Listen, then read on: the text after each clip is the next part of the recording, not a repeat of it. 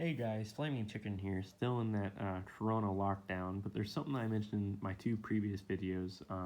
I mentioned that new cards are way more, overpowered than old cards, and the whole point of that when they did that was to try and, convince you to go buy the newer cards because you could beat your buddies, you could beat whoever, because hey, it's a more powerful card. They just come more powerful. So, I mean, here's an example. This is Mudbray.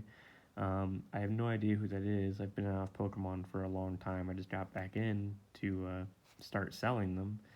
And, I mean, not even compared to Sabrina's Abra, but for example, Mudbray looks like this is like the new version of Ponyta. The original Ponyta came with 40 HP.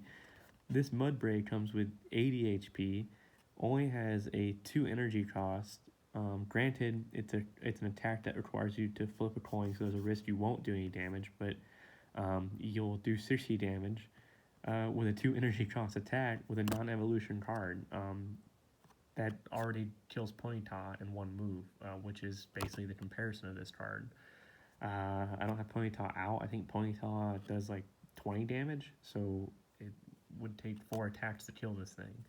Um, I mean, so this isn't the same type. This isn't an Earth, and this really isn't. This isn't like a I know they don't go by that, but this isn't a horse either. This is Sabrina's Abra, 40 HP. It's half the HP count, and the highest attack does 40 damage. And it also has conditions that are also a little bit more difficult, and it's a mixed energy. It's not even two of the same energy, so a little bit more difficult to play, in my opinion. So yeah, the new cards are just more OP. This is just one example. Once again, not even an evolution card. Um, this is just one evolution already in the triple digits with a pretty powerful attack, all same energy and an ability. Um, so yeah, another kind of OP card in my opinion. It's just the new cards. It's very common to hit triple digits. Uh, stage one evolution, triple digits. You have to understand. When I was playing this game when I was a kid, triple digits were your max evolution cards, and they were your rare cards, and they were just really hard to get to while you played, and they were hard to find. It was unheard of to hit 100 plus HP. Um, this isn't even an evolution card. 120 HP. Uh, yeah, so it's just showing you how new cards are just they're made to be more OP, more playable, um, able to beat the old Pokemon quickly in a sense. Um, and I don't have any more newer cards. I just have some of the newer cards from getting those in random lots and from buying from people off eBay and Facebook Marketplace. But I've seen videos. There's certain cards that are 200 plus HP, and I'm almost certain there's probably some Pokemon cards that have more than that.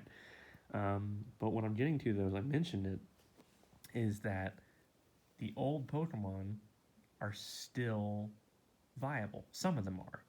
And it gets difficult because their HP is so low in comparison. And, the HP isn't just the difference. The new cards also have higher attack damage generally. But if you can make it survive, this is a very, very good solution to immediately annihilating the other person's, no matter what their card is. So you go from Sabrina's Abra to Sabrina's Kadabra, and I think this card must have been overlooked for years. I don't know if it's been banned from tournaments or if it ever was. I don't know all the tournament history. I know certain cards can get banned from tournaments because of how OP they are.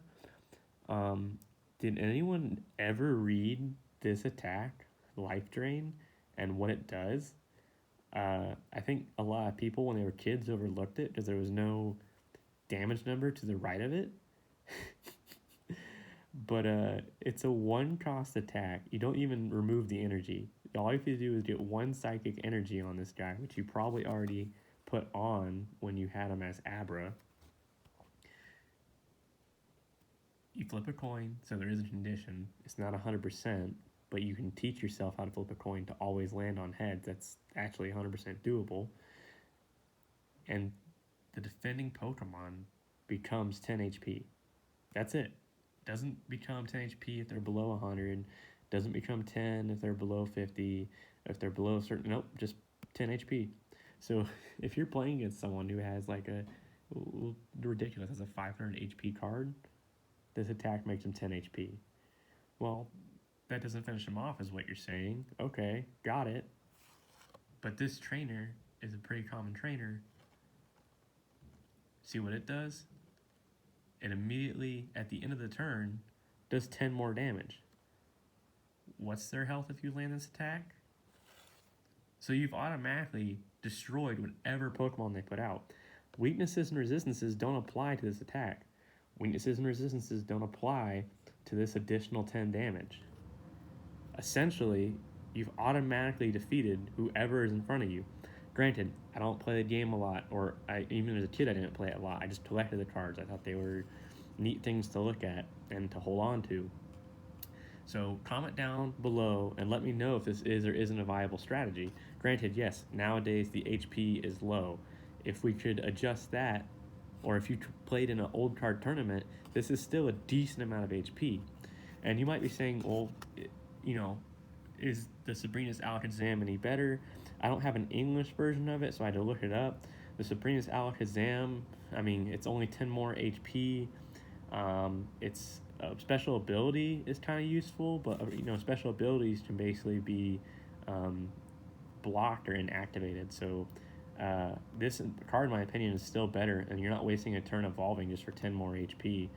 And then the attack on the Sabrina's Alakazam, Mega Burn, yeah, it does 60 damage, but then you can't even use the attack next turn. So this is definitely the route to go. Stack your deck with some of these, and some other trainers and draw cards, and some potions and full heals and stuff to keep this guy alive, and just keep one hit KOing no matter what's thrown at you. Now, to celebrate this, though, since we're talking about flipping a coin, what we'll do is we'll celebrate it, and for anyone who subscribes by the end of the week, come April 24th, 2020, we'll be giving away this Vileplume coin. Not everyone has one, because once again, this is kind of back in the day. It's not too old compared to the original Chansey Pokemon coin, but it is a coin from the 2000s. So so like and subscribe, and we'll be mailing this your way. But as I said, let me know in the comments what you think. Is this a viable strategy or not?